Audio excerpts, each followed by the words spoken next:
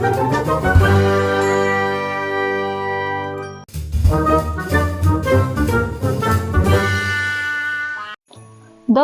गांव के किसान बहुत ही सुखी और संपन्न थे। बस दुखी था तो वो था उस गांव का हरिया किसान।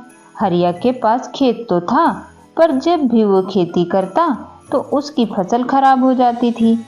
इसलिए हरिया ने खेती बाड़ी छोड़कर अपना जीवन दूसरे तरीके से जीने का विचार किया। हरिया हर रोज जंगल जाता और वहां से पक्षियों को पकड़कर बाजार में बेच दिया करता था। आओ भैया आओ, तोता ले लो तोता, सुंदर सुंदर तोता, कबूतर भी ले लो सस्ते में। इस तरह से हरिया अपना और अपने परिवार का जीवन व्यतीत कर रहा था। पूरे गांव में खुशियां ही खुशियां थीं। अगर कहीं नहीं थी तो वह था हरिया किसान का घर। अरे यहीं बैठे रहोगे कि जंगल भी जाओगे? आज के लिए घर में कुछ भी नहीं बचा है, कुछ लाओगे तभी तो बनाऊंगी। हाँ ममता, जाता हूँ। हमारे हालात दिन ब दिन खराब होते जा रहे हैं। पता नहीं भगवान हमसे क्या चाहता है। पता नहीं कब तक ये दुख भोगना लिखा है किस्मत में। पता नहीं कौन से पाप किए थे पिछले जन्म में जो इस जन्म में चुकाने पड़ रहे हैं। देखो देखो, चल दिया पनौती पूरे गांव में घूमने के लिए। चलो रे चलो, सुबह सुबह पता नहीं किस पनौती का मुंह देख लिया। मंगूराम, मुझे देखना तेरे लिए पनौती है तो बच के रहना। आज कहीं ऐसा ना हो कि लेने के देने पड़ जाएं। अच्छा ही है जो पिंजरा जंगल में ही छुपा के रखता हूँ, नहीं तो वो भी लेकर रोज रोज घूमना पड़ता। हरिया जंगल में आने के बाद झाड़ियों में से पिंजरा निकालकर उसमें दाने डालकर रख देता है। चलो उस पेड़ के नीचे बैठकर थोड़ा आराम करता हूँ, तब तक कुछ पंछी पिंजरे में आकर फंस जाएंगे। हाँ, ऐसा ही करता हूँ। हरिया पेड़ के नीचे आराम करने के लिए चल देता है। कुछ घंटे बीतने के बाद बहुत देर हो गई, चलकर देखता हूँ कितने पंछी पिंजरे में फंसे हैं। हरिया जब आकर पिंजरा देखता है तो उसमें एक भी पंछी नहीं फंसा था। आज का तो दिन ही खराब हो गया। लगता है आज के दिन भूखे पेट ही सोना पड़ेगा। चलो अब घर चलता हूँ। हरिया घर की ओर आने लगता है। तभी उसके मन में एक विचार आया। अगर घर गया तो मेरी पत्नी ताने सुना सुना के मेरे कान में घाव कर देगी। एक काम करता हूँ, जंगल के बीचों बीच चलता हूँ। आज तक कोई नहीं गया, वहाँ शायद कुछ खाने को मिल जाए। हाँ, ऐसा ही करता हूँ। जंगल के बीचों बीच ही जाना उचित होगा। हरिया जंगल के बीचों बीच आया तो देखता है कि एक पेड़ के चारों तरफ कुछ गिरा हुआ है और चमक भी रहा है। ये क्या चमक रहा है? मानो कोई सोना होना हो। आगे चलकर देखता हूँ। अरे ये तो सच में सोना है। तो क्या इस पेड़ के फल सोना है जो ऐसे गिरे पड़े हैं? इसे लेकर चलता हूँ। इतने में तो मेरी पूरी जिंदगी आराम से गुजर जाएगी। हरिया सारा सोना लेकर घर की तरफ निकल जाता है। रास्ते में उसने राशन का सामान भी खरीद लिया था। इतना सारा सोना ये कहाँ से मिल गया आपको? ममता, ये मुझे जंगल के बीचों बीच जाने पर मिला है, जहाँ लोग जाने से डरते हैं। अच्छा, तो किसी ने ये अफवाह फैला रखी है। इसका मतलब कि वहाँ कोई डरावनी आत्मा है और वो खुद ये सब लेकर आता होगा। ये सब तो पता नहीं, पर हाँ, वहाँ बहुत सारा सोना मिल सकता है। अरे तो फिर सोच क्या रहे हैं? जाइए, जाकर सब सोना लेकर आइए। अब इतना लालच ठीक नहीं है ममता। जितना मिला है हम इसमें भी अच्छा जीवन व्यतीत कर सकते हैं। वो सब मैं नहीं जानती, इतनी गरीबी झेली है। अब जब भगवान हमें अमीर बनाना चाहते हैं तो आप पीछे क्यों हट रहे हो? अगर आप नहीं जाओगे तो मैं जाऊंगी और सारा सोना लेकर आऊंगी। अच्छा ठीक है, कल जाकर मैं फिर ले आऊंगा सोना। पर अभी शाम हो चुकी है, जल्दी से खाना बनाओ, बहुत तेज भूख लगी है। ये घर का राशन लेकर आया हूँ मैं। जाओ दीपू के पापा, जल्दी जाओ और जितना सोना होगा सब ले आना, समझे?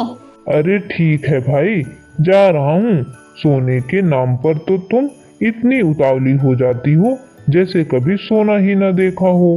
वैसे ममता की बात भी उचित है, जब भगवान हमें दे रहा है तो लेने में क्या बुराई है।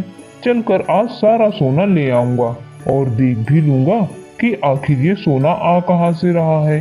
क्या ये सच में उस पेड़ का फल है या कोई और राज है। हरिया जंगल के उसी पेड़ के पास आ जाता है। आज भी वहां नीचे सोना गिरा हुआ था।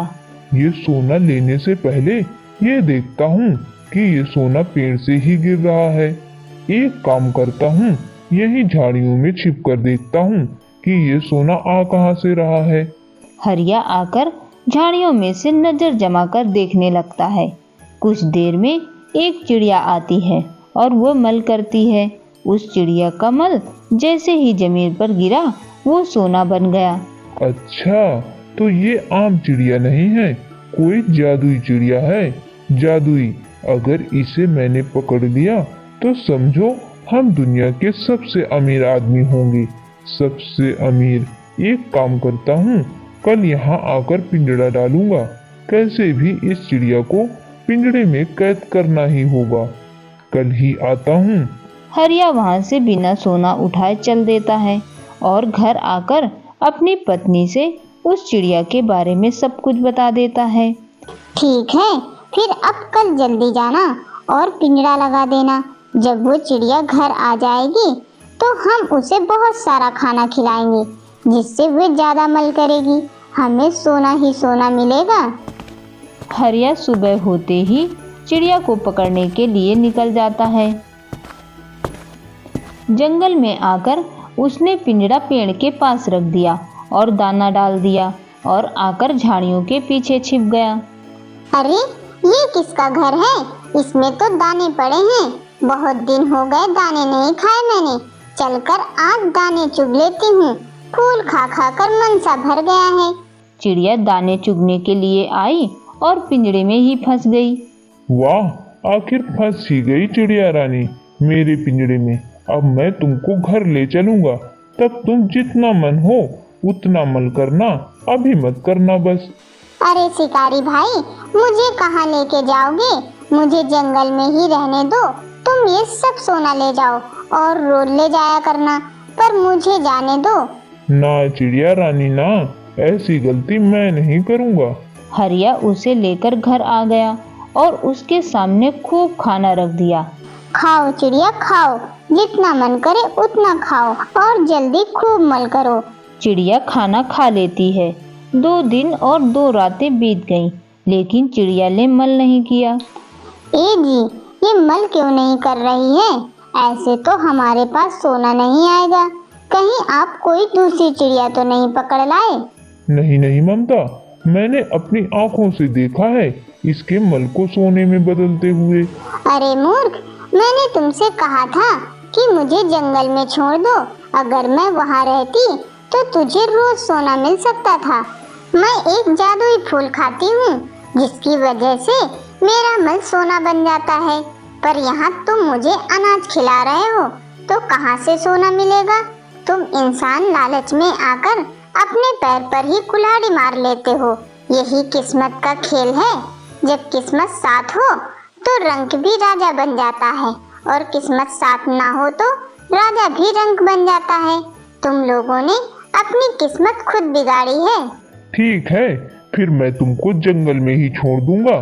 तुम वहीं आकर रोज मल किया करना, मैं आकर वहीं से सोना ले लिया करूंगा। हरिया ने चिड़िया को बाहर निकाल दिया। तब चिड़िया बोली, अब तुझे कभी सोना नहीं मिलेगा लालची इंसान। मैं अब इस जंगल में कभी नहीं आऊंगी। इस तरह हमें इस कहानी से यह सीख मिलती है कि लालच करना बुरी बात है।